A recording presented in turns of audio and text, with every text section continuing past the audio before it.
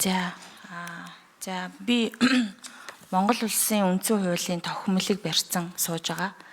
Энэ товхимлын 19-р хуудсан дээр хүний эрх эрхчлөө гэдэг ийм бүлэг байгаа. Энэ эрхчлөөн дээр 18 зүйл байгаа. 18 зүйлийн нэг Монгол улсад одоо хүн бүр оршин суугаа хүн бүр хууль шүүхийн өмнө эрхтэгш байна. Энэ заалт манай зарим иргэдэд ажиллахгүй байна. 16 дугаар зүйлийн нэг амьд явах эрх, эрүүл аюулгүй орчинд амьдрах эрх нь манай зарим хөдөлмөрчлөлтийн иргэдэд ажиллахгүй байна. 16 дугаар зүйлийн 5 өндөр наслах хөдөлмөрийн чадвар алдах хүүхд төрүүлэх хасрах эд бүхний тусламж авах хэрэгтэй. Энэ болохгүй байна. 6 дугаар зүйл эрүүл мэндэд хамгаалуулах эмнэлгийн тусламж авах хэрэгтэй. Иргэдэд эмнэлгийн төлбөргүй тусламж үзүүлэх болцож журмын хуулиар тогтооно. Энэ зарим иргэд хүрэхгүй байна. 7 сурч боловсрах хэрэгтэй. Төрөөс бүх нийтийн боловсрол төлбөргүй олгоно гэж байгаа. Зарим хүүхдүүд насны зүрх рүү оюуны бэрхшээлээс болоод сурч чадахгүй байна. Орчны нөхцлөөс болоод сурч чадахгүй байна.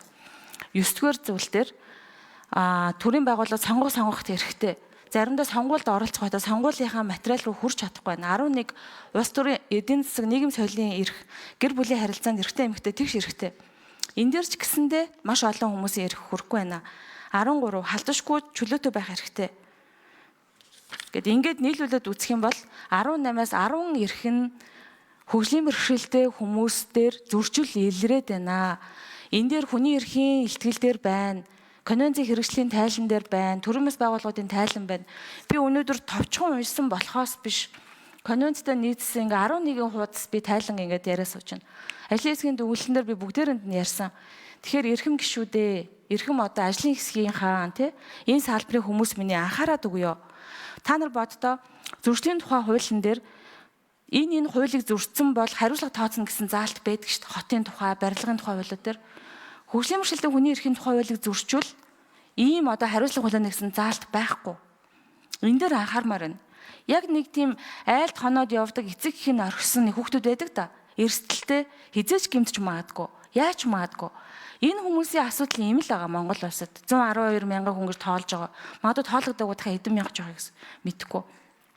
Бид өнгөж сая Берлин улсад олон улсын чуулганд оролцсон гэрэл дарга битээр Берлин амааны чуулган дээр ямар тунхаглалд Монгол улс нэгдсэн гэж 25 оноос хойш 3 жилийн дотор хөгжлийн төлөө зорилтод бүх төслийнхөө 15%-ыг хөгжлийн бэрхшээлтэй хүнд холбоо хамаатай төсөлд зарцуулна гэд бичсэн байгаа. Би тайланг нь бичээд явуулна.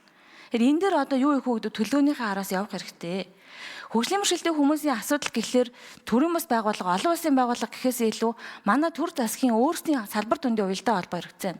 Ганцхан жишээлээ. Би ICF-ийн тухай түрүү асуухад надад томтой юм хэлсэнгөө. Нөгөө яам нь эрүүл мэндийн яам нэг өөр хариулаад гэр бүлийн нийгмийн хамгаалал яам нэг өөр хариулж байгаа байхгүй. Яаж та нар ингэж хандаж чаддгийм бэ? Би одоо ингээд засгийн газрын ажил руу бүр дотор нь ороод өрөө нь очиод яах вэ гэж асуух юм уу? Тэгэхээр би энэ асуудлуудыг заавал одоо ямар нэгэн байдлаар хурдан арга хэмжээ авахыг хүсэж байна. Баярлалаа.